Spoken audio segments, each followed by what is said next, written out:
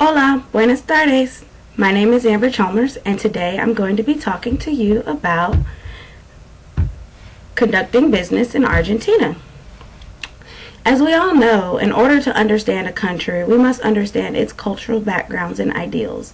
So before I start talking about how to conduct business in Argentina, I think I'll start by telling you some cultural background so that you have a better understanding of how people think when business is conducted. First, I'd like to start by telling you where Argentina is located. Argentina is located in South America. Its capital is Buenos Aires. Its population is 41,343,201 people. The language spoken is Spanish, although it is a different dialect of Spanish as it incorporates some Italian in it as well. Next, I'd like to talk to you about the culture of Argentina. Argentinians are a proud people. The times of the dirty war, as Argentinians call it, are over, and they now have a democratic state. They are very proud of that and are working to achieve their version of the American dream, or the Argentinian dream, as I like to call it. As people, they are blunt and direct, but tactful. They are warm and unreserved people, full of passion and sentimentality. Family is important to Argentinians. It is the center of their life, and extended family has prominence as well. Relationships are very important to Argentinians. They are a relationship-driven culture, so it is important to build networks and to use them. For instance, if a favor is done for you, you will eventually be called upon to repay a favor as well. Name dropping does not have a bad connotation in Argentina. It is expected for you to drop names if you know the right people. In business and in life, they prefer face-to-face meetings rather than by telephone or in writing, as it is seen as impersonal if you do it that way.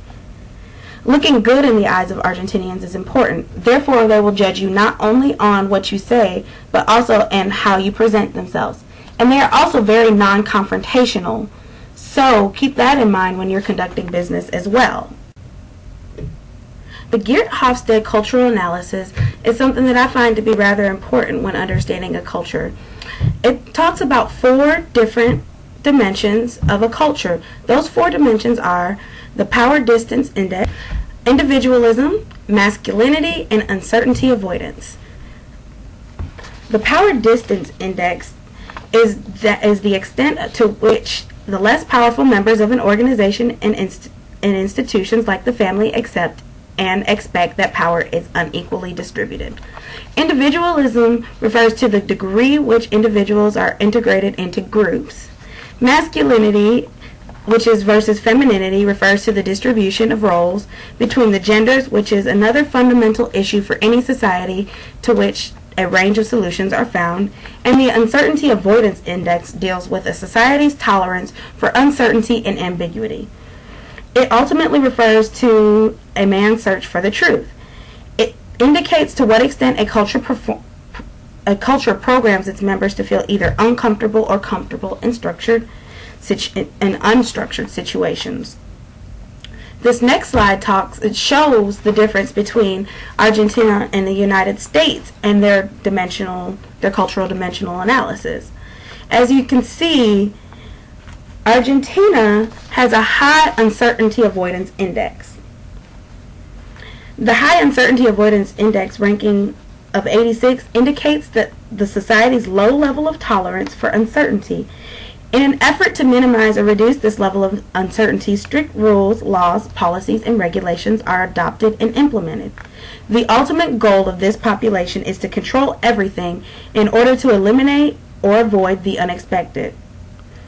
As a result of this high uncertainty avoidance characteristic, the society does not readily accept change and is very adverse to risk.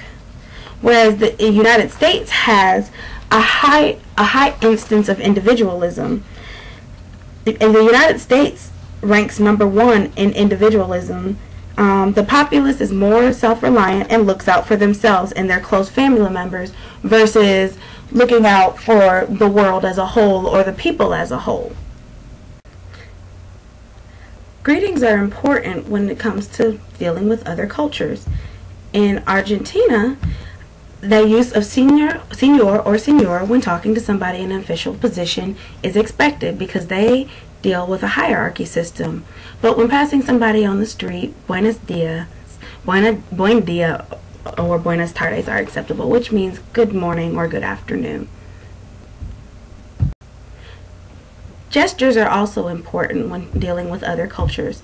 In Argentina, the culture tends to be very polite, where men take their hats off when they walk into buildings or in an elevator. They tend to be very chivalristic in that respect as well.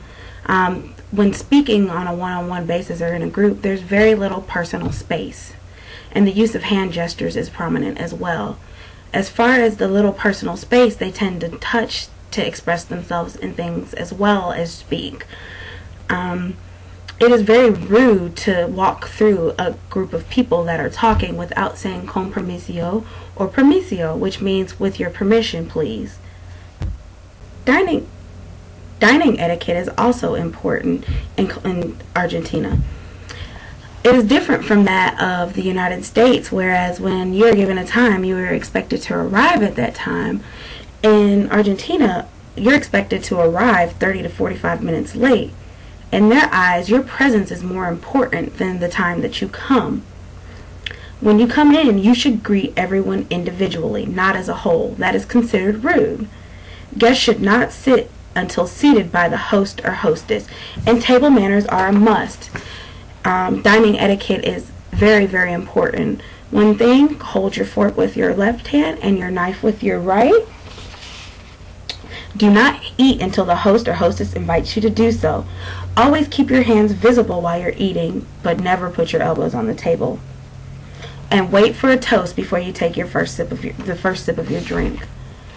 It is considered polite to leave a small amount of food on your plate, and when you have finished eating, it is also in your best interest to just not pour wine in this culture, because there's a lot of cultural taboos that are associated with pouring wine. Gift-giving protocol is also important in Argentina. Gifts are to be brought when invited to dinner. They will be opened by the host or hostess immediately. Some good gifts are imported wines. They are especially good because imported wines are said to have higher taxes, which means that you spent money on there, which is a good thing to Argentinians. Flowers are also acceptable, as well as pastries and things of that sort. Some bad gifts to give are knives or scissors, which mean to them that you would like to sever the relationship. So you don't want to do that, especially if you are trying to build a relationship with that person. Now it is time to get into the part of the presentation that we've all been waiting for: conducting business in Argentina. So I'm going to talk about a few things that are important when conducting business. Business meetings, business negotiation, how to give out your business cards, and how to dress. When dealing with business meetings, they should be done face to face, made 1 to 2 weeks in advance. Timing is very important when it comes to making business meetings, especially when it comes to the time of year. The times that you should avoid trying to set meetings are January and February, which are vacation times to Argentinians, the middle of July, which is a time where they tend to go skiing, and the 2 weeks before and after Christmas. You should always be on time, even though the person that you are going to meet may not come on time. It is important to them that you are on time, because that shows good business. In Argentina, the culture states that the more important the business person is that you are meeting, the longer they're going to keep you waiting. That is just a cultural norm that you have to learn to expect, and there's nothing you can do about it.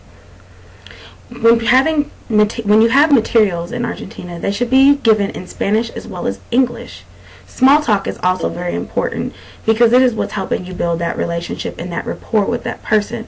Because if you don't have a relationship, you're not going to get very far with that person. And the one big thing that you should always remember is meetings are for presenting ideas, not for making decisions. So you will not get a decision that day. It will come later.